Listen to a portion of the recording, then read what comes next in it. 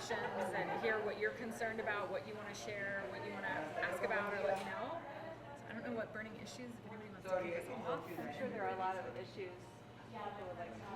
Just a little off topic. I mean, it's not necessarily off topic, but I just wanted to know if you would like to weigh in or give your thoughts on the incident where a teacher stole my campaign signs, Megan Talbot, and nobody has mentioned anything to me, spoken to me about it. And I thought I would ask you if you would like to weigh in about that. You know, it's interesting. We can't speak specifically to personnel. Even after the whole thing is done? Even after. Well, it's pretty sad state, I think. I can speak about it. I think it was a terrible thing that happened. It was a terrible mark on the teachers of this valley. It does not give the good confidence, I think, you know. And it feels to me like all of my thoughts were pretty much affirmed, you know. It's too bad, and I wish that people would speak out more about it. And you say you can't legally speak? I mean, I can speak very generally to how we respond to incidences with staff breaking laws, but I can't speak to individual personnel Is she issues. still working? I can say that. I mean, I can tell you who's working. She's for still us in working. personnel. She broke the law, and she's never been publicly, like, she hasn't apologized. She's never spoken about it. It's just so demoralizing, Anna. I get it. I get it, Elizabeth. I do, and I'm sorry that I can't speak specifically to how we address what, with individual cases, what happens. There's pretty clear state statute on when employees break laws, what responses there are, and what we can do, what we have to do in many cases, depending on the type of charges, depending on the type of issue. So we really have to follow. Hey, Jasmine. We really have to follow state statute and policy on those things. And so I can speak generally to, you know, we care deeply about free and fair campaigns. We care deeply that people who are willing to run for a board seat get a fair opportunity, which is why you were able to participate. So, you know, we care deeply that folks who want to do the volunteer work of board members have the opportunity to do it. And anything that compromises that is a concern for us. I can't speak specifically to how we discipline or how we communicate with staff who have broken laws, but I can certainly point you to, like, the board policy, the state statute of what we have to adhere to in terms of crimes. So it's okay. It's totally just, like, brushed under the rug at this point. I would say that when it comes to handling personnel issues, there's a lot that we can't communicate about because they're personnel issues. And I know that that's frustrating, and I totally understand why you would feel that way. I get that. Okay. I heard really bad comments about this year, but my experience, I can say, was a positive one. And I was very pleased with, like, the Spanish program there because, as I said, my kids are fully bilingual, and so they read, they write both languages. So my only comment was I was checking into the middle school, and I don't think the whole group my daughter is coming in, it's a very, like, fluent in Spanish, like they've been doing great. And so I feel like now they're gonna move into the middle school, and I don't see, like, a program, like a formal program where they can actually continue. And so one of the things, because they do have Spanish, but it's more like as a second language. And so that's something she had in elementary school where, like, they were doing numbers and, like, colors and, like, so I would love to see that program improve, which is at Glenwood Springs. Yeah, you know, And I know it's not a broad thing, but at least taking into account this group is coming with, like, this background where they can actually continue. Yeah. And I'm sorry, but we're just going to do round robin questions. So we'll totally fine. Okay, so what I'm hearing is just a concern that the Spanish language classes will continue at the middle school appropriately. Does that sound, is that kind of like? I know they have a Spanish class, but, like, challenging class. Sure, like right. You know, we would probably say what I'm hearing you name is what we would call like Spanish language arts, where kids are like reading novels and writing essays and doing that in Spanish, assuming that they're biliteracy, they're bilingual and biliterate. And you know, what's so interesting is that we, as a district, right, we have 12 schools, we have 2 charter schools, and there's a lot that we are, there's always this dance between what are we like tight on that we expect all schools to do, and what are we loose on, where schools design their own programs. And how they serve emerging bilingual and bilingual students is one of those loose things that our schools really look at their population, their students, their skill sets, their language skills, they look at their staff, they look at resources, and then they work with our culturally and linguistically diverse education program to build a program that works. And so you see, that's why you see like Riverview is very different than GSES, than SOPRIS, SOPRIS is different than GSES, which is different than GSMS.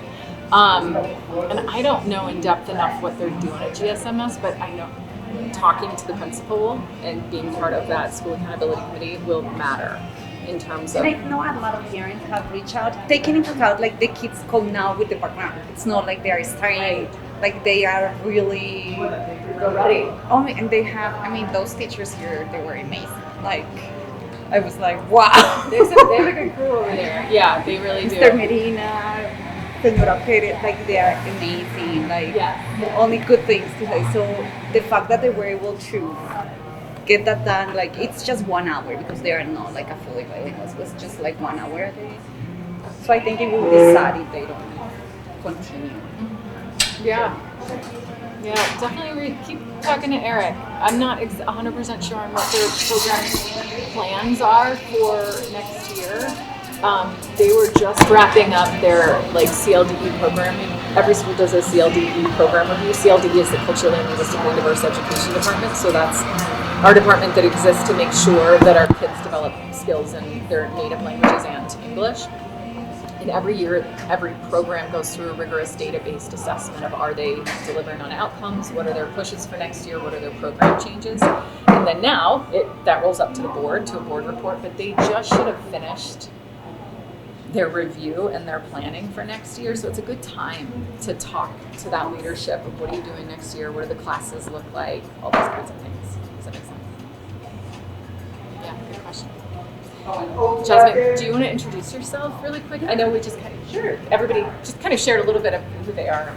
Yeah, Jasmine Ramirez, school board member. I've been representing District D, all the Glenwood schools since 2019. I just get to sort of participate in the conversations and be here to listen more than anything to see if there's anything the board needs to have an awareness of. And bring forward reminders. We more than anything, we're a board of 5, so it's 5 voices representing the entire school district, and it's just really important for us to be able to have opportunities like this to hear from constituents who want to come and share some of their concerns or questions or comments. Pero más estaba comentando que es súper importante para mí como representante de las escuelas de Glenwood asegurarme que si hay unas conversaciones o temas que son importantes para nuestra comunidad, para nuestras familias, en saber que somos una mesa de educación de 5, entonces a veces no todas las cosas que uno quiere hacer se pueden cumplir, pero igual es importante para que sepamos qué son las preocupaciones. Si tienen algo que preguntarnos, decirnos o quejas, aquí estamos. Yeah. Awesome. Thank you. Today I just came here to listen it because I wanted to be more involved in what's going on in the schools and all that. I know my kids, some of it they're out of the college, some of it they're in college, and I have my little one in 4th grade, and I decided today to come and see what's going on and all that, and be involved. What school?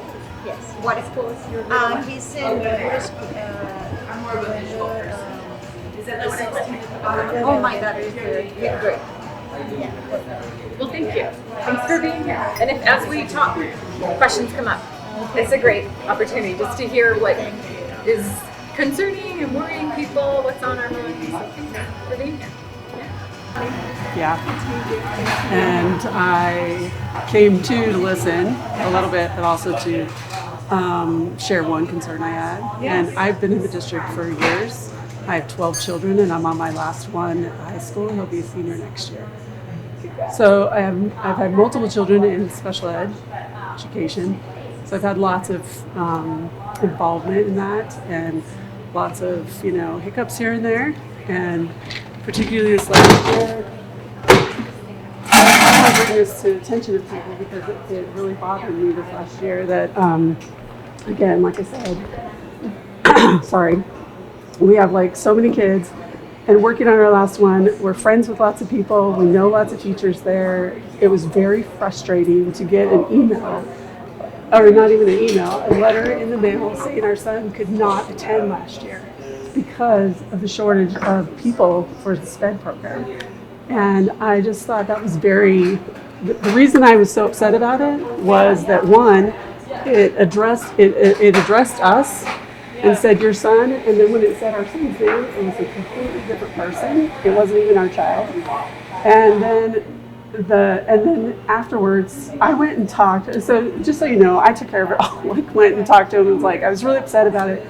Mostly because the communication is bad, and that is my key thing with everything. I have hiccups here and there, but man, if you communicate with me and give me an idea of like what's going on personally, and I feel like when you're talking about kicking kids out who've been in the district their entire years, and I'll just tell you, I know the other child that was being kicked out too, and he was a senior this year, and I just felt so bad for that family because I felt like I don't know them, but I wanted to reach out to them and say, listen, fight this. This is not okay. And to me, that's not okay. That's not a reason to kick your kid out. But I also understand the logistics and you have to have whatever, the people and stuff like that. But my problem was the communication, the lack of communication. And we responded, and then we ended up getting an email as well. And we responded to that email and let them know that this was like not okay.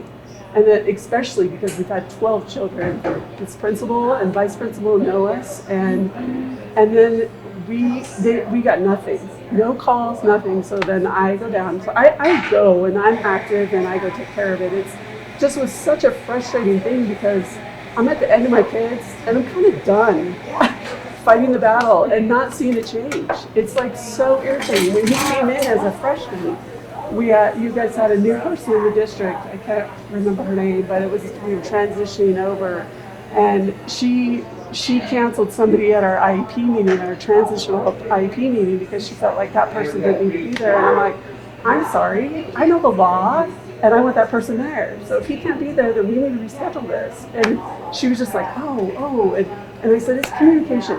Please, you have no idea. You're new to this. He's been with our family. He's been in our IEPs. He knows who we are, and I just wanted him present. I knew he wasn't going to be his teacher or anything like that, but it was just that communication. So I thought, okay, I'm going to fight this, and she's going to know. I just want communication. And anyways, in the end, the communication was lack of communication again. And when I went and brought it up with Gayla. We're friends. We had boys that were friends growing up, so it's kind of a different, and I was like, what the heck? You guys are like not communicating at all. And she's like, oh, so-and-so didn't call you, and she's like, I know my name's on it, but it didn't come from me, and it came from, it's the district. And so it's like all this confusion, and I just am really upset with, because she's one of them that's listed on the message. And then Pat McGinty knows us too. Like I've had this is our fourth child on an IEP, so it's not like, Your first rodeo. and it's not like these people don't know who we are. And so it's very frustrating that, to me, if you're going to be kicking a kid out that's all been there their entire life, and that deserves a phone call and an explanation and a, hey, can we figure this out? This is like not, so communication is my big thing.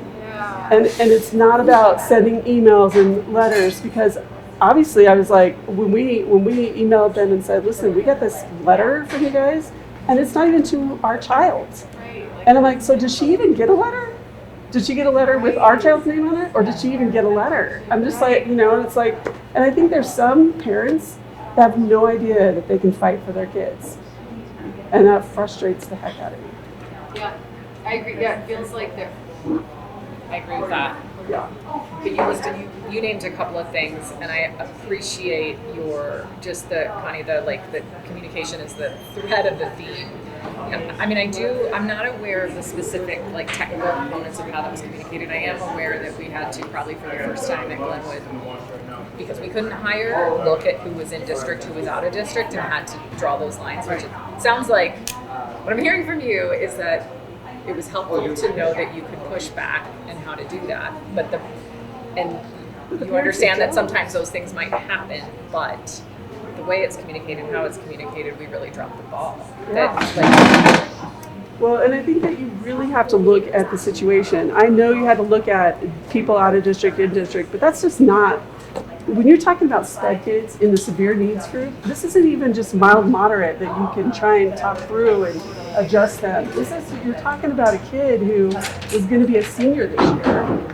And he is now in the other district, and he has to change everything. I can't even imagine that year he had. And maybe he had a wonderful year, but in my head, I'm like, I worked with these kids, and no, any kind of change, a teacher leaving, and no one telling you that the teacher's leaving, and your kid doesn't want to go to school for days and fighting at home. And I finally am like, hey, what is going on at school? And they're like, oh, well, so-and-so had to resign. What the heck? Communicate with the parents. Talk to us, stay, so we can talk to these kids. These kids in severe needs, they cannot handle those kind of moves. And I just think that was so unfair. And I just tell you, we have property here in Glenwood, so luckily we were able to fix it. But I wanted to give that lady, here's our address, use our address, and just say he lives here. We'll confirm it. I wanted to be dishonest because I was so frustrated with that situation. Yeah, I share your frustration with the way scarcity in any sort of resource starts to pit us against our constituents. And I would say from the high level, the communication is ours to own, and so it's helpful feedback. Where I share your frustration is on the, when we have a scarcity of resources, so for example, not being able to hire staff, right? That's when we start to go, okay, well, we cannot serve any student that walks in the door, which has been our process. We don't really pay attention. We've been lucky because we haven't had that scarcity of resources to turn kids away who are out of district. And when we haven't hired, I find it just frustrating that when we cannot hire, we do have to go down to this, how do we serve the kids that we are obligated to serve? And those sorts of decisions are awful. Here's the other thing that I think I have a hard time with, and I just want it to be looked at. It's not, I want you to understand, I get that you have to do those kind of things. I totally get it. I mean, first of all, we've lived in Glenwood for years and years and years. We moved out not too long ago. So it's he was already in the district, and so we were able to keep him in the district. And he had siblings at the school, and so it all kind of went fine there, but then all of a sudden, now we're out there, and now this problem comes up. But we also had kids in the PEAK program, or I don't know what you guys call it here because it's changed. but the gifted and talented program too. So we have that other end. But I'm telling you, they bend over backwards to keep those kids in the district. I'm just saying. And it felt really. And it felt very much like, oh, this is SPED, so we'll just because this is harder.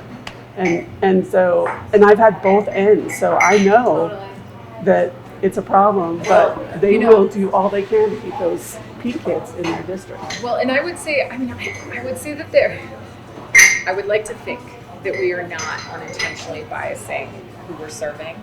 I will say that I think you're right, that I would say our students with special needs have different needs, and it can be more complex. And it is not unique to us that hiring SPED teachers is really hard. I get it. And most teachers would much rather go and teach PEAK and sign up to be a PEAK teacher than to go be a SPED teacher, which is how we see it, right? When we post positions, we get nobody now for SPED positions. And we'll get 3 to 5 for a gen ed K-12 position.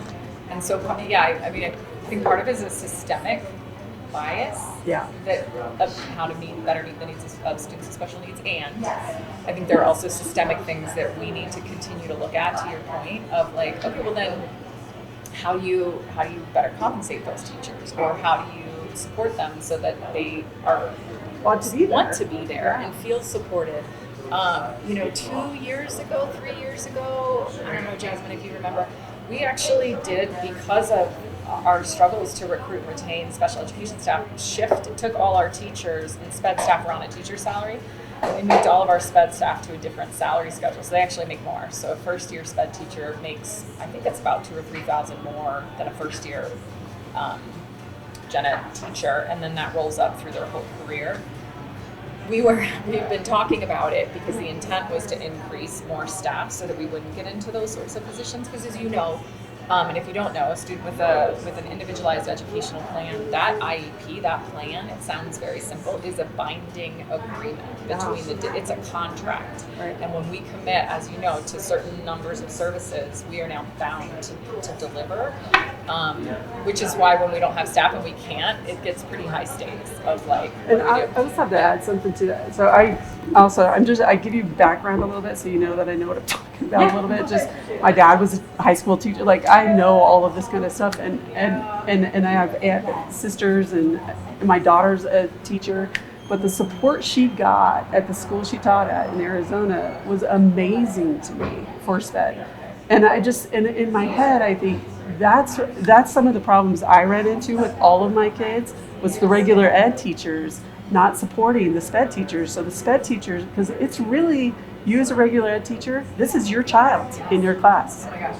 And that training, it drives me crazy, because we even had one with our oldest son, he's now 30, but we went to an IEP meeting because she wasn't accommodating his IEP. And she was like, well, go ahead and sue that's what the teacher said in the meeting. Go ahead and sue the district. And my husband looked at her and goes, I can sue you personally. Wow. You are breaking the law. Yeah, this is you. And I know that's that's the only teacher we ever had like that, where she was like, well, go ahead, do what, That is not what we want people to say. But there's other teachers that just don't. All of our meetings, or our IEP meetings that we had, were always about like, how can you talk to our child, like if he's being loud in your class, don't wait for the parent to go over and say, hey, Mr. Gonzo over at the high school, he's awesome. Our son Jonathan was in there, he'd be loud. He'd come over to Jonathan, he'd say, hey, if you can't be quiet, you're gonna have to leave. Like he just flat out, and he was nonverbal, he was like, but he just treated him like a kid, and like he would any other kid in his class. If he's being obnoxious, hey, you need to leave. You're being obnoxious. But that's what teachers need to do. Did this happen at all the schools or just Glenwood High School? Oh no, I've had. No. With the having to cut out district I believe it was suspense. just It was Glenwood. just It was just Glenwood's severe and special needs program, which has And very that was the low other problem. ratios. It wasn't how can we shift, like if numbers are lower at a different high school, can we shift staff over? Can we figure that piece out? And I get it. I know it was a hard thing. I'm just saying, and for me, honestly, it was really the communication that like put me over the edge. And I still want to talk about that because we are doing some things, but I want to share with you, and Connie, I hear you that you're heading into your senior year of your last camp, and I hope this will be exciting to you, but what you're naming about like gen ed teachers and their ability to really center and support the needs of students with special needs has been a concern. You're not unique in that. Yeah. And when we created, I would say one thing, because of pushes from the board, we did a special education program review last year where we had an external auditor come in. And some of the things that they did lift up, there was a lot that they were like, oh, you're doing a great job on this, that, and the other. And some of the pushes they gave us were around parent communication, parent engagement. So they've been working on those things. So I wanted you to know that, and it also, because the board has pushed us on this, there's an accountability cycle on what is the SPED department doing, what is the district doing to strengthen those communication pieces. And I can talk a little bit more about that too. The other really cool thing that came out of our recent strategic plan was really hearing from parents when we developed it in 23-24 was the year we kind of heard from people, what do we need to do better? One of the things that we heard loud and clear, both from our data and from families, was the experience of our students with special needs and emerging bilingual students in a gen ed classroom. They're an afterthought. And we still are not seeing, like when we talk about achievement gaps, those are the groups, those are the two specific groups: emerging bilingual students, students of color. So it's a little bit broader than that. Low-income students from families who are living beneath the federal poverty level, and students with special needs are lagging in academic outcomes. So our new strategic plan has a priority number 2 that's called Rigorous Learning for All, and there's an initiative around there, and we've done some pretty. I think it's pretty innovative and it's pretty cool work.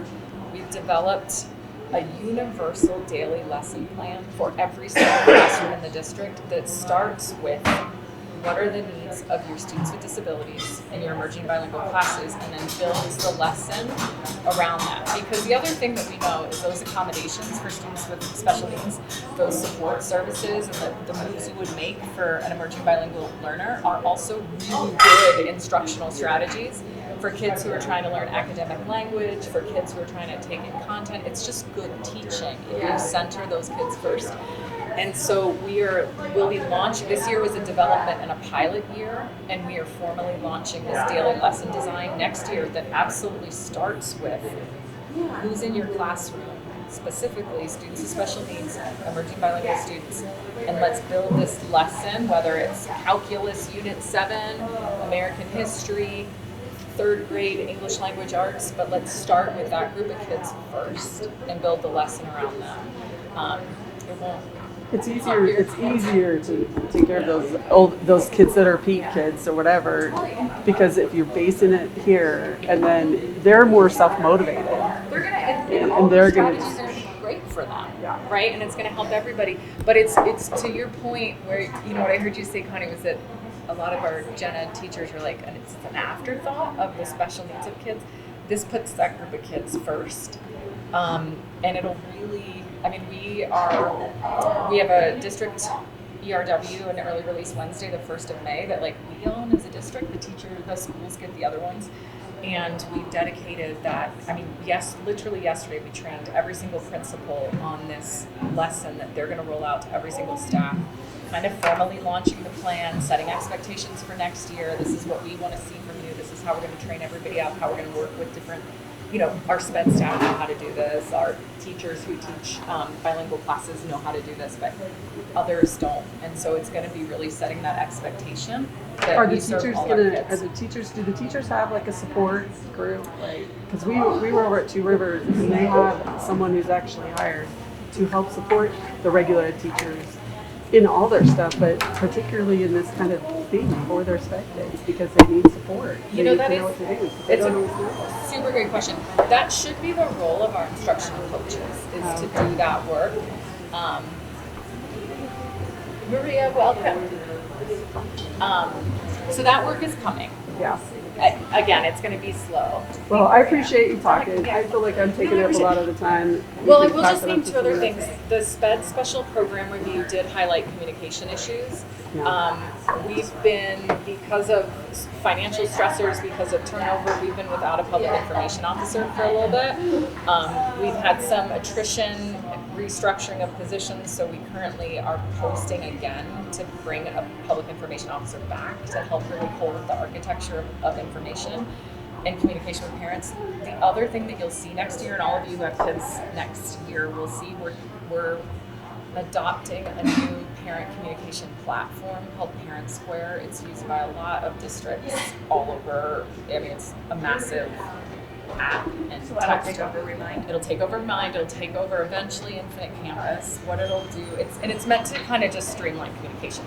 What I hear you saying though is what you were looking for was not a digital or an email tool, but more of a like, can we be human for a minute and talk about how hard conversations? Well, when you're talking about moving a kid out of the school district, like a kid that, like, I mean, it's one thing if you have a 1st grader or 2nd grader, yes, that's still an adjustment. It's different if you have a regular ed kid that you have to adjust this to, because parents can sit down with their child and discuss this and talk about what the move is and why the move is. Like, they can communicate, right? They can read and understand it. But when you're sending a letter saying, sorry, your kid can't come here anymore.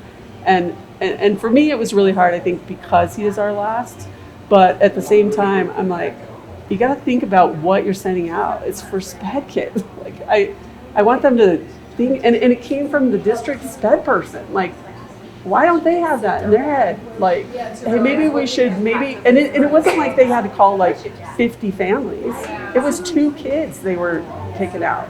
So it's not like it was an overload, like, oh, well, we can't do that because that would be too many kids. Well, pass it on to the principal and say, hey, you need to call your 2 kids if it's district-wide or something, you know? But it's like 2 kids. That's why, to me, it was more, yes, some of these things need to be more personal. I get all the other stuff. Yeah. And even if, hey, we're having a hard time, we may have to do this, send us out that initial email, letter, whatever, I don't care. But when it comes down to your kid's getting kicked out, and here's why, how about a phone call from somebody? I don't care who it is. Yeah. You know? So anyways, that's it. Sorry to take up all your No, it's okay. And Connie, your kiddo did go to the high school. Well, yeah, because we have property. We have property here in Glenwood, so we have an address, so we can use it. and we do share our time between our 2 places, so it's not like just. But it's so many of us. yeah, and we had to have something on this side of it when the canyon shuts down and stuff. So it's, you know what I mean. It's like, luckily we had that, and then all I did was went and changed all his information, which, yeah. Which also merits why I love public health, because you could have just said. Yeah, well, we have this. Actually live here too. Yeah. We live in both places, yeah. It's just, that's our main one. Thanks for sharing. Yeah, I was gonna say, welcome folks who are here. I'm Anna, I'm superintendent. So we've just kind of been going around a little bit with questions. So maybe let's go to you, Angela, next. Maria, if you have anything you'd like to ask, and then we'd love if you guys love to introduce yourselves, and we'll get at least everybody at least time for at least 1 or 2 questions or comments, and then we can go around for more while we have time. My first one is super easy, I feel like. But I was looking on the website for the strategic plan. Yeah. And all I found was kind of a diagram, a picture. It felt like more like bullet points from it. Where can I actually get the real deal? We can, you know what, let's follow up before you leave, and I can walk you through it. It should be, if you go to the homepage, About Us, Mission, and Strategic Plan, you should be able to click there, and it does give you a bunch of color blocks. And if you click on those color, like there's a couple options once you get in there. There should be a left column that gets you to the data monitoring. There should be some clicks that get you to like data, thanks Monica, specific initiatives, but I can walk you through it. Is there one where it's just kind of all written out the way it was when you first wrote it? It's not. It's Okay. all chunked up like that Okay. for the website. All right, then I have that. Okay. And then I heard, and I have read it before, but it kind of sounds a lot like what you just said to her, which is about putting certain students first, like SPED, emerging bilingual. Why is that good for the school district to have some students take priority over others? Great question. You know, I think it's about looking at who we are best serving and who we're missing. And if you look at our data right now, and our data being, I'd say the key metrics we look at are like one, sense of belonging, and we look at that, we choose that because we have a theory of action that kids who feel seen and valued and part of their school community are going to learn better. So we track that. And then of course we look at very carefully the student outcome data, like student growth and achievement, academic growth and achievement. And if you disaggregate that to try to figure out who's being served by the current system and who's not, who's lagging, the groups that that are really sticky that emerge are students with disabilities are not performing on par with their non-disabled peers, or other students with disabilities across the state. So we're falling behind state and kids compared to their non-disabled peers or typically developing peers. Also, emerging bilingual students are not keeping up with native English speakers. Also, students of color are not keeping up with white kids. Also, students whose families' income is below the federal poverty level are not keeping up with middle income or high income students. And so for us then, it's a matter of really looking thoughtfully at resources and saying that we have to do more. We have to do things differently for this group of students that is being underserved. Do you have examples from other districts that you're following? Or is this kind of something more? No, I mean, everything that we're doing in terms of really centering the needs of those particular groups of students with disabilities who are in all of our classrooms because of high quality inclusion, students of color, students from low income families. What we know is that all the research-based best practices that help meet the needs of those student populations also happen to be really good teaching strategies. And so by really leaning in on supports for those groups of students, you actually elevate the teaching for everybody. And that's pretty universal in looking at diverse schools and schools that serve typically underserved student populations well. What they're doing is really prioritizing the needs of that group, those groups of kids, and then everyone is moving with them. I came from Mesa County, and that was it was definitely like they wanted everybody to feel equally important, equally served, equally the priority, and went out of their way to do that. And they definitely have somewhat of a similar student population. So I'm just trying to understand how it doesn't make some students feel left out when you say, oh, these guys are our priority, you guys will be fine. Totally. No, I hear that, right? And our mission is to make sure that all kids are thriving. And also, if we just keep doing what we've been doing, is assuming that our current practice is going to help all kids thrive. It's not. It's not working. That's true. And so we've got to look differently, and we have to look at different populations. You know, I think of it a lot and maybe this isn't a good metaphor, but for those of you that, I think of my own kids. I have 3 children. I love them all equally, and I love them all differently, and they all need different support from me at different times because they're different individuals, their developmental levels, what they need like some of my kids are a breeze at different times of their life, and some not so much, and you adjust your support for your children, you adjust your support based on where they are and what they need, and I think similarly as a district, the way we've been teaching and leading is working fine for some kids, but we're seeing particular groups that need more support, and so we need to provide it and figure out a system. And you're right, like at the same time we need to make sure that all kids continue to feel seen, supported, valued, which is why we continue to disaggregate data. We want to make sure we're not leaving groups of kids further behind. But the achievement gaps are stark and the outcomes are stark for certain student populations. It's that program that you're talking about doing and helping those groups that are struggling, because that's a stress for teachers.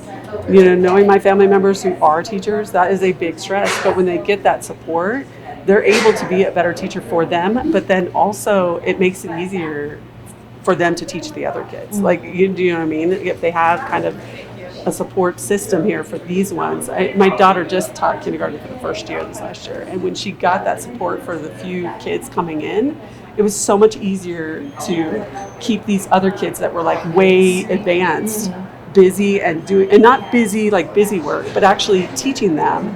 And she had more time for them because she was being supportive of these kids, and they were feeling better about themselves, so they were doing better. So I think I like what you're saying, is that I think it does help the whole, because it relieves a lot of stress on the teachers. I don't know. You shall introduce yourselves if there's any burning issues or comments or questions. I'm Jonathan Greener. I have 3 kids in the schools in Glenwood, and I'm also the assistant director of Stepping Stones that works with 5 or 6 of the schools in the district. So I was just here out of curiosity more than anything else. I have data questions, like I could say for later, that I'm just curious about, like enrollment trends, trends with demographics, things like that. I just, for my own curiosity. You want to be specific? I'm happy to talk about that, because that is an important. The enrollment shift for the year and year over year, how that seems for the last couple of years. And I'm also interested in demographic shifts with newcomers and how that is being tracked, and what that looks like. Because anecdotally I have some feels about it, but I'm not sure if they're matching what you're recording. Totally. Okay, a couple thoughts on that, and I'm glad you asked that, Jonathan, because it's a big topic, and I'm talking about it a lot publicly. What we are seeing is for the 24-25 school year last year and the current year 25-26, we we are starting to see a declining student enrollment trend that at least in 24, 25, I would say at first we didn't see it coming. We thought we've always been thinking we were holding steady, and then we started to get optics that we were declining.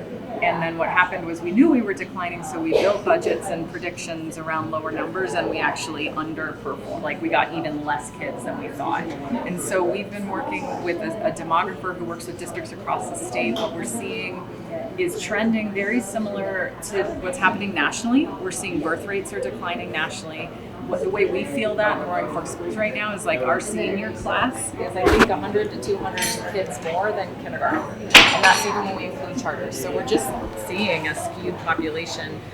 So I think we're seeing declining birth rates overall. What we're also feeling, because I would say also state of Colorado is seeing declining student enrollment collectively.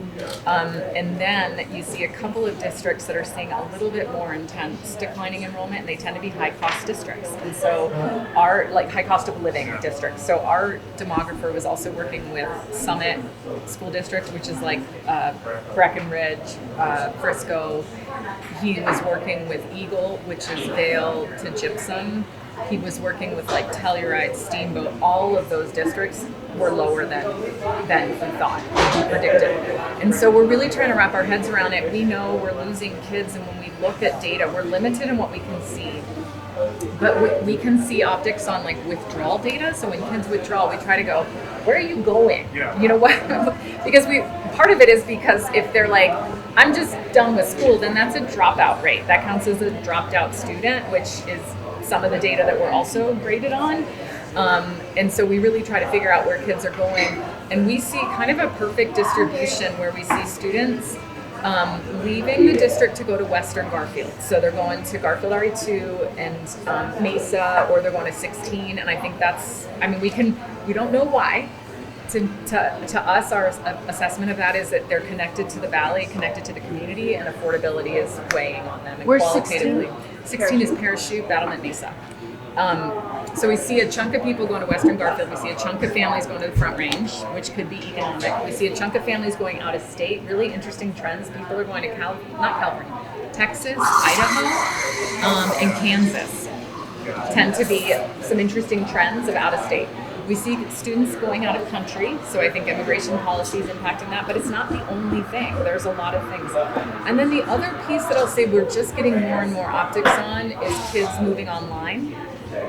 And all of this is publicly available data. If you go to the Colorado Department of Ed and you look at, it's like called what's it called?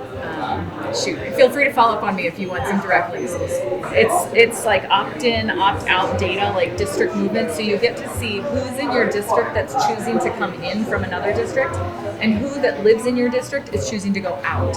And so what we can see is that we used to have like maybe 6, maybe 12 kids going to online schools.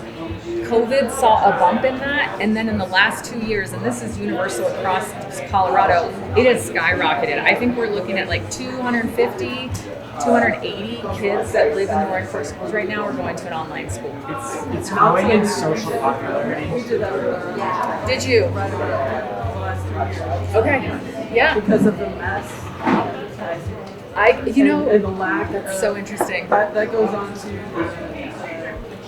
the control over devices. She was getting into places that like the district, after we figured out her Chromebook or whatever, we told Brandon it. We're like, okay, here's all the places. He's like, what? But he wanted to know, like, how is she getting to these other places? And so he actually, we communicated with him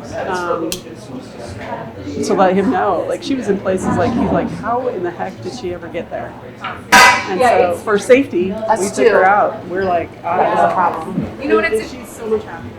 You know, isn't that? She can be her own person. Yeah. And she's so talented. Yeah. I would anticipate it, at least from the online and what I've shared with the board, is that we will probably be exploring a lot of school districts across Colorado. RE2 just started this year, was a pilot year of an online school. Durango just announced that they're going to start an online school, trying to keep kids connected to community. So we may start that like an exploratory process on offering something like that. I think we would be interested. and still having a connection with kids. Of course, to get a diploma in the Roaring Fork schools, you'd have to do a capstone. You'd have to do, so we would want to figure out how to navigate that, but we'd want to make sure kids. Well, the online school she went to, she actually had classes. She had Zoom classes, and so there was, and they had student council. She's a part of student council. She's a part of, so they have lots of hangouts and do a lot of things. So it's, yeah. Was it Goal Academy? No, it's BYU Online High School. It's actually BYU. It's the schools use the BYU Online for the summer for credit recovery. But this is more. It's actually a high school, and they actually opened up their middle school this year too.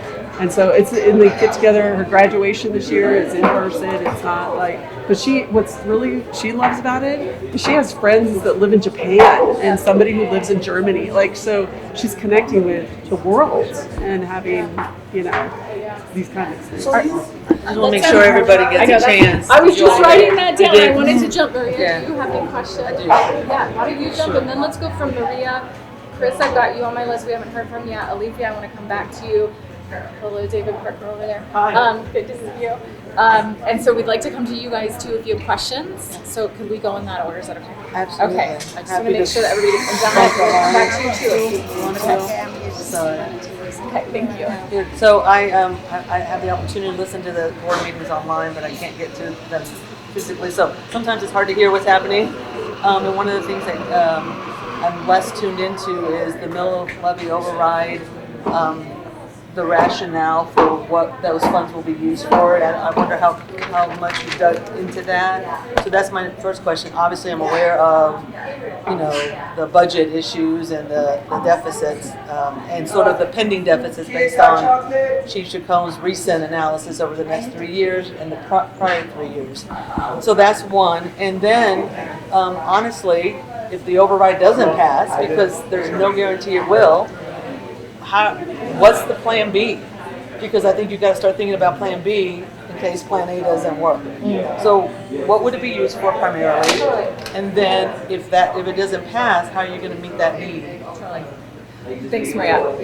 I would say, and if you are tracking to exactly what Chief Chacon, our Chief Financial Officer, has been sharing, we are facing a number of pressures from a number of different areas now. So in terms of, I'd say there's a couple of really key things that are putting pressures on the district's budget and our ability to continue doing what we're doing.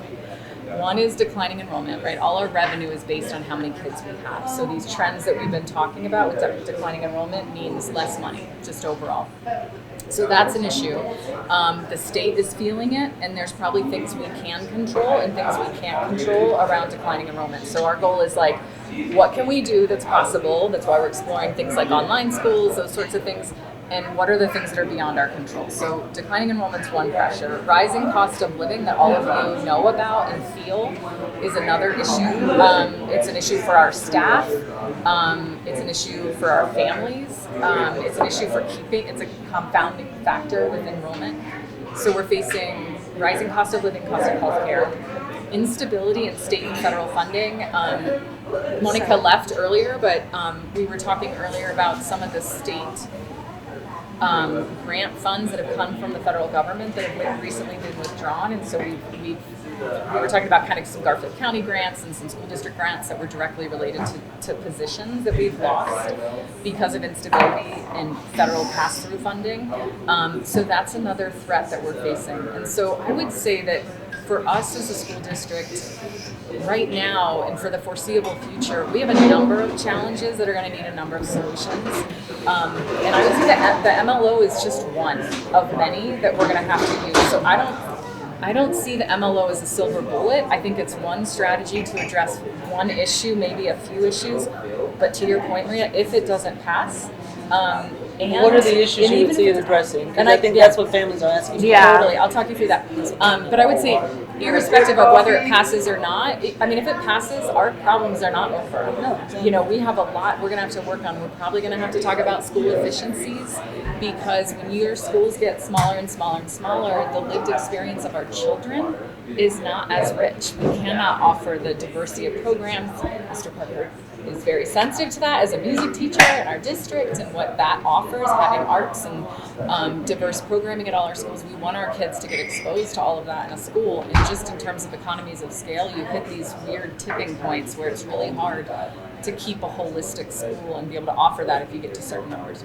Our current thinking on the MLO, the way the MLO works is, as a district, we can research it, we can put an idea together, we can talk to voters, we can talk to our community, and we can put a proposal together as a district to bring to our Board of Education, who has the final say on first whether we're going to go for an MLO, two, what it's actually used for, and then if they approve those or if they decide to roll those forward, then it really comes up to the community to say whether we'll pay for it.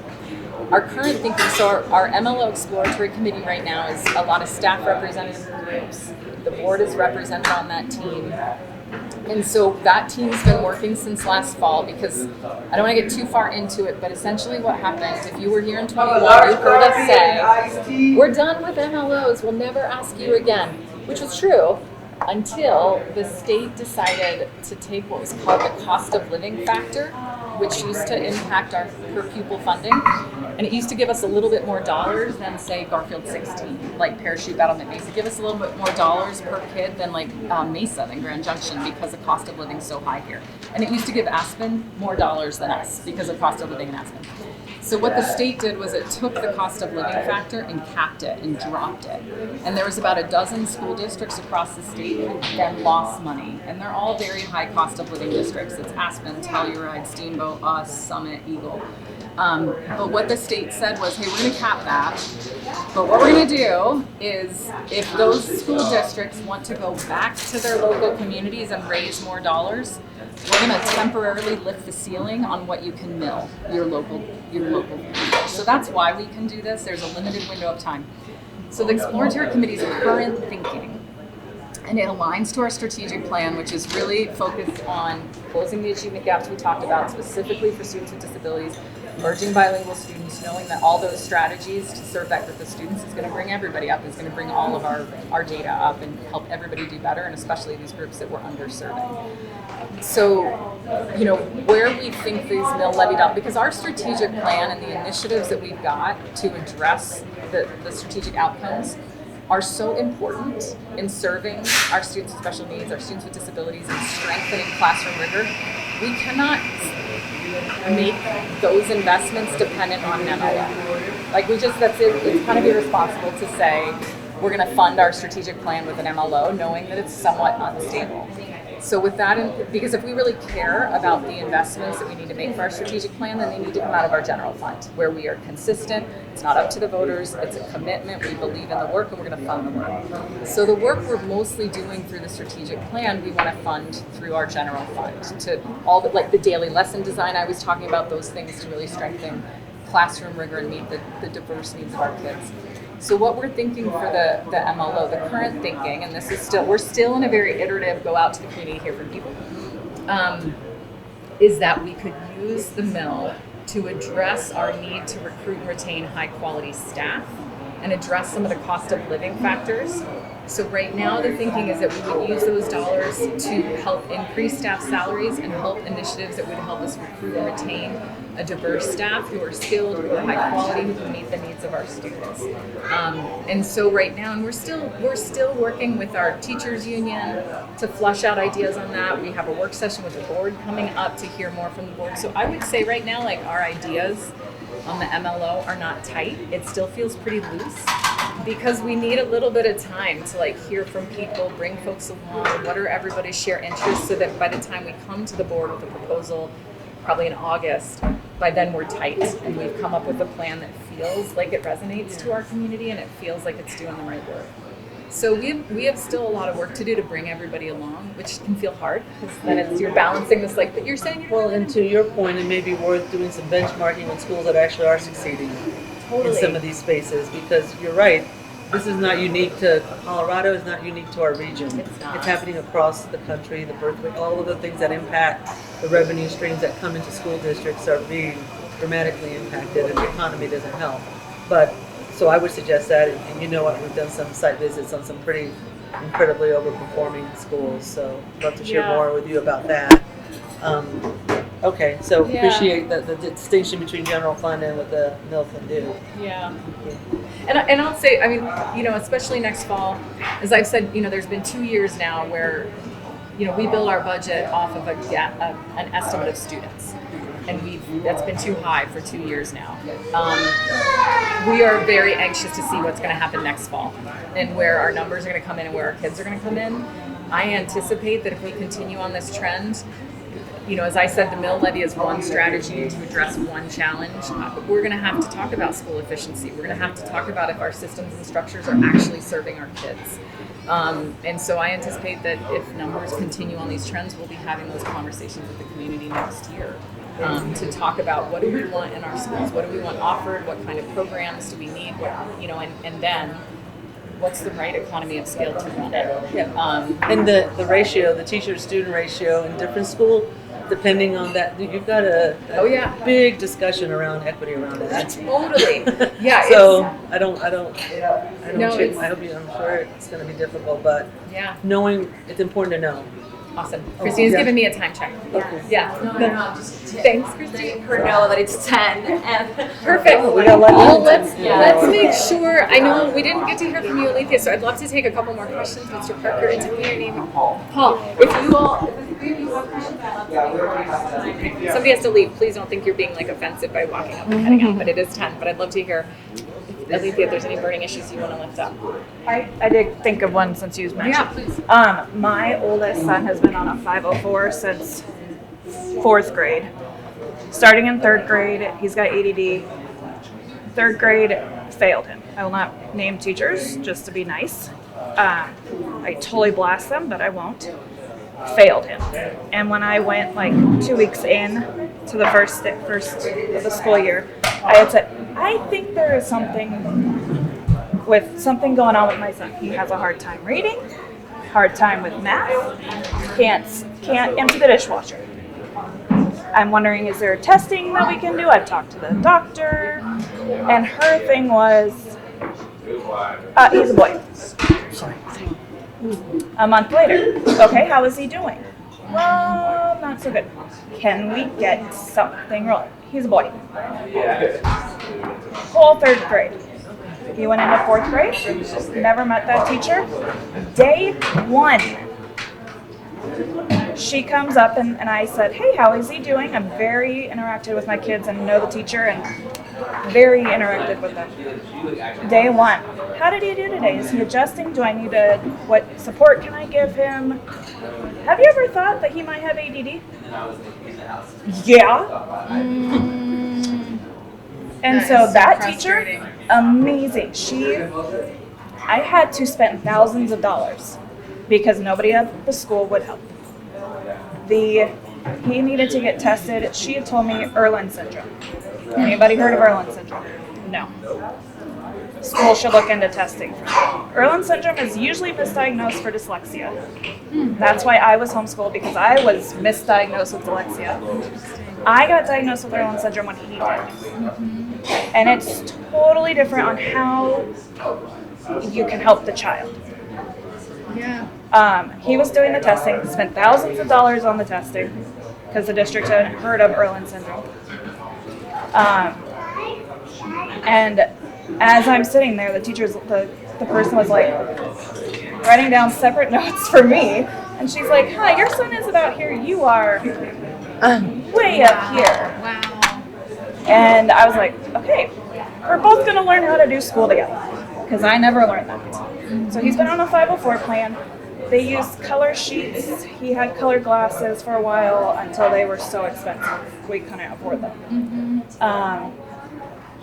Nobody, except for that 4th grade teacher, has followed, and he's in 10th grade now, has followed the 504 plan. And especially middle school. And it's very simple. It's not it's not like a special needs child. It is basic, if he needs to stand up, he can give you a special wink, or he doesn't want to make a scene, and he'll just go to the back or go to the bathroom, or you have him run something to the office. Yeah. Just so then he can focus better. Sure. Having math printouts, not computer, math printout in a light yellow. That's his color that they have with the Irlen syndrome. There's different colors on him. A rose gold, he's a light yellow. He can see the problems better. And could you make a little bit bigger? And if you have to, double side. Yeah. Not once has anybody done that. And I said, I will supply the color, the paper, if needed. Even though the district should. It's in the 504. And then if he needs extra time on tests or projects, that it won't be docked. Yes, he has taken advantage of that. He's gotten a lot of trouble from me for that. But if he is having trouble, he has that extra time. Yeah. And 3 things. 3 simple things. And they're not being fun. Never. Especially last year in math with his teacher. I guess it was her first year teaching. I said, and I met with her even with his tutor that we spent thousands of dollars on because the school wouldn't come. He failed first semester, and then finally in December, I found out from another parent that there's algebra support. So I went back and said to his teacher, why wasn't he put in that when you saw that he was having? Why was I not informed that there's support? Why do I, yes, I'm advocating for my son, but that's your job, seeing a student failing. Offer support. It's part of their it could be a section of his class. Like, why not offer the support that you have? And so when he signed up for classes this past fall, I had to initiate and talk to the counselor and be like, he has to be in support. Well, let's see how he has to be in support. I'm not letting him fail again, because now he's having to do a class online. And I'm having to pay for that because the district failed him in that and didn't give him the support that the 504 says. When we don't have that extra money. That's so frustrating. I'm imagining, Connie, you probably have a lot to say about how you navigate the system. I know. Yeah, I was going to say, it is not, it's so frustrating, and I'm so sorry that that's what he's experienced, and and even when you're, trying to do that advocacy work, you're right, there's some huge misses there. My first response would be and this is so hard because navigate, as you mentioned, Connie, like it takes some time to learn how to navigate the system and advocate for your kid, and it also sometimes shouldn't have to happen when the data shows and there's resources out there. Definitely let your principals know. High school principal does not care. Okay, then escalate that to me. Like the way there's a grievance process. And it starts with going to the person that can best solve it. So talking to his counselor. And the counselor moved from the middle school to the high school, and that's the same counselor. Okay. Which pissed me off in the fall. Yeah. But I have been on top of that counselor and making sure he doesn't fail Sean again. Yeah. So here's what I would say. Thank you for doing that, and I'm sorry you're stuck in that spot. And that's why I've started working in the district. So then I can see the inside and know, like, this is absolutely not okay. And not the way it should, especially when you've done the work to get a 504. I would say it's also why we need to be doing this daily lesson plan where teachers are starting with what are the needs of my students and how do we front load with that group of kids and their accommodations or needs or interventions. And why does it fall off? Like, elementary school was great, and then it just tanked after that. Which is why does middle school and high school just don't care about it seems like they don't care about the high school 504s and the IEPs as they do younger kids. And we have the same expectations for them and the same similar staffing. So I would say to the extent that you can, continue to work that, like our grievance process would say, if you're feeling like that counselor's not serving you, loop in the principal. If the principal's not serving you, then you loop into that. There is somebody between me and the principal. That's what I did in middle school. Okay, keep doing it. And we got nothing. Nothing from You can also, in that grievance process, start CCing me on that, and that's fine as a nice little thing that I can tell you in a meeting like that, but that doesn't fix the system. I will acknowledge that and the expectation that all parents have to work this hard is not okay. If she's aware of this and she's wanting to help you, if you start messaging, that's what I started doing with one of mine too, because there's anyways, there were just problems, and so I just included people on it so that they knew that, hey, I'm talking to you all, instead of, and you will be surprised the emails that you get back, the communication you get back. It may not be the answer you want still, but it will be a lot nicer. It will be a here's where you can go, or we're not able to do that, but I think that you can, like, you'll get more cooperation and work when you do somebody higher on your emails. Yeah, and so please don't hesitate to do that, and don't think you're overstepping, but to, like, if it's actually Dr. Stacy Park is the high school principal supervisor. If you CC'd her on it, or if you CC me on it, I'll get it to the right people. Like, I'm very easy, I'm A-Cole. I'll do the same thing and get it to the right people. And people do that a lot, and that's not a systemic fix. Like, I also want to name that shouldn't be what parents have to do, and that we have to have these little meetings and share that little pathway. No, and I always started, and even with my kids when they had problems, I started with, okay, is this something that you want me to get involved now, or are you still being able to figure out, giving them ideas to try and figure out that communication, especially in the high school level, on their own, and start advocating for themselves, because when they go off to college, you're not going to go to college with them. Like, they need to learn how to do that. But I let them do that until the adults in the situation are not cooperating, and so then I get involved, and then we get somebody else involved if they're not cooperating with me. Like, you're not understanding what's being said. So it's just last year I was like, you're in high school now, you need to start advocating for yourself. Yes, I'm going to be there, and if you go in and ask and email. You need proof that you did. Yep. Just in these days, you need proof. Because if you say that you went to a teacher and they say, no, you didn't, you're screwed, even though you did. Right. You need proof of talking and emailing the teacher or remind the teacher. Mm-hmm. And he goes, well, they never get back to me. So I will have them sit down with me, send the email, send a remind also, crickets for a week. I send an email, send a remind.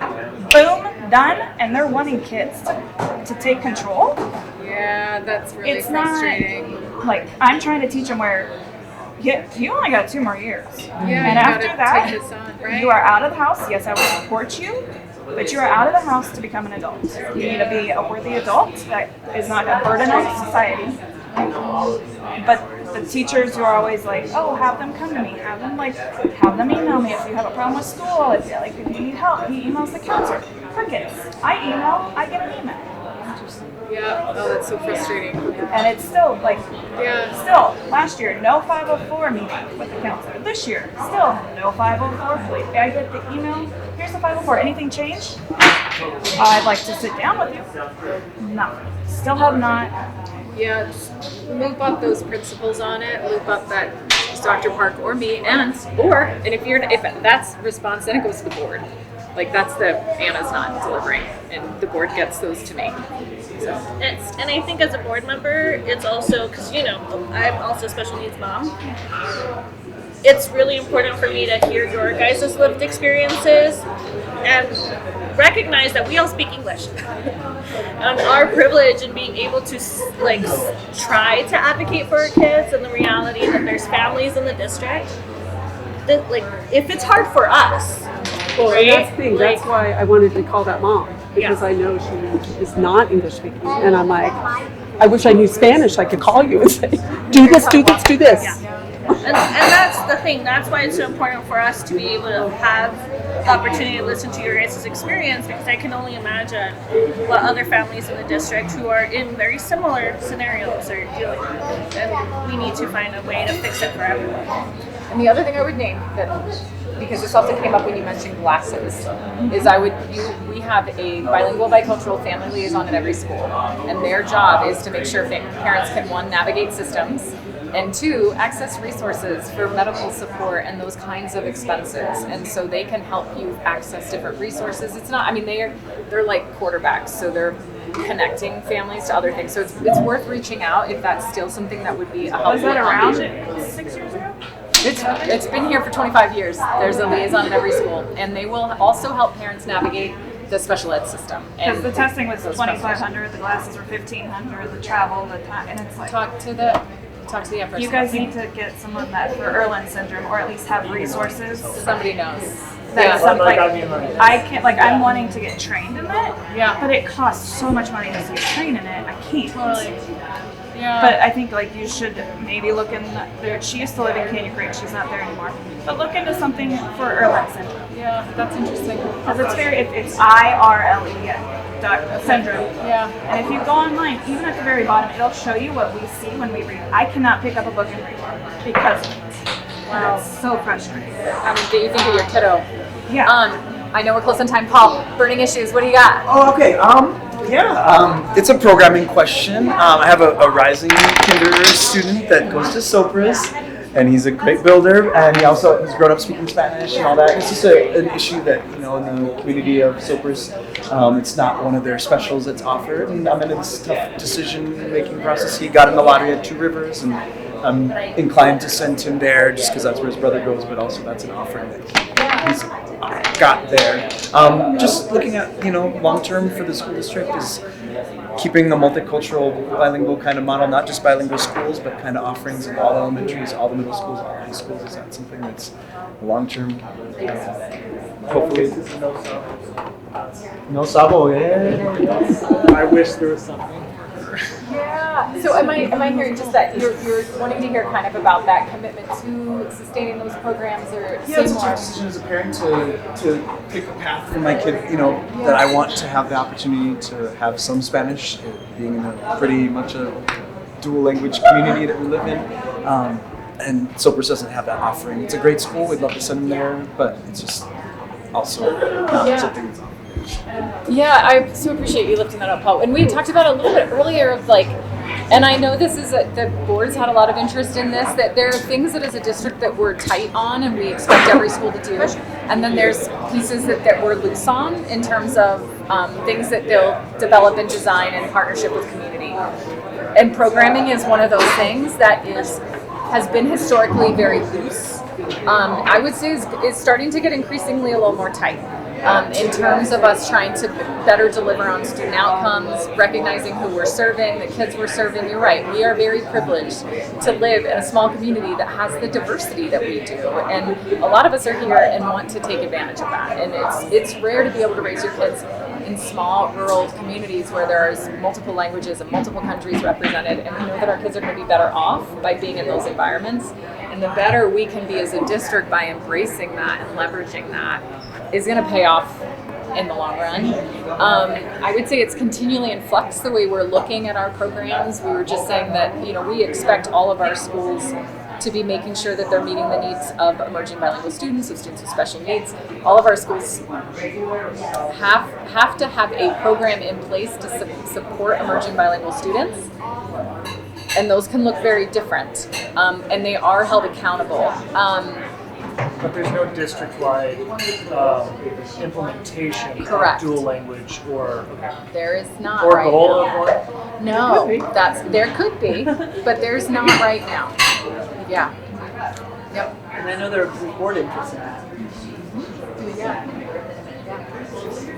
But it's an interesting dynamic with where right now. And we were talking about this a little bit because one of the parents who was here earlier was saying my kids are moving up from GSES with a very bilingual group of rising sixth graders. How do they continue to build on both language skills with the programs offered? Best practices would be that we are continuing to do that. And right now, that's not always happening. And I will say that's also tied into these issues about what is the holistic experience we want our kids to have in our schools. And as schools get smaller, it gets harder to do diverse programming. And I think it's one of the things that as a community we're going to need to reckon with. And I actually think if we can think about the challenge of declining enrollment and having conversations about school efficiency and having conversations about what we want our schools to be able to do in terms of programs, I actually think there's an opportunity in the work ahead as a community to talk about. When we run small schools, it's hard to do diverse programming. What are the costs and benefits of thinking about how we can better leverage more comprehensive programming? Has CMC ever shown interest in going down to the middle school level with the partnerships that they offer? Because there's so much richness in what you can take and access for high school students. I like. I would say right now no, and that we're still. I would say what the access for high school students still feels funky, and that we're not always in step with CMC. And so we're working really hard right now to better align our expectations in the way we partner with CMC to make sure kids are more successful in accessing those programs. But I would say, Paul, I would say that the district direction is in response to what the board hears from our community and what our schools hear from our community. So please keep showing up and advocating. Yeah, and I just, as a board member, I think it's really important for parents to share those comments, concerns. For me as a board member, I'll just say like one of the biggest priorities for me and just conversations is being that Eagle County is our neighboring mountain rural district, like most of their schools are dual language. And so when you think of the future of our economy and their economy, and you think of who they're going to have as employees and our employees, and it's going to be drastic. And so I do think there is a conversation to be had about how we're preparing the future of our economies, of our communities, our kids, how we're preparing them for this community and the rural resorts and all of the things that we're going to need in the next 10, 15, 20 years. And it's, I feel like that's where, as a board member, for me, being that I represent District D, there's a push. There's a want for more parents to say like, hey, like, we see that this is a concern. We think that this is important, and bring it forward to the board so that we can all be aware of it. Thank you. Y'all, I know we're at time. Thank you for the extra time. Please stick around if you'd like my email, or if I can take you to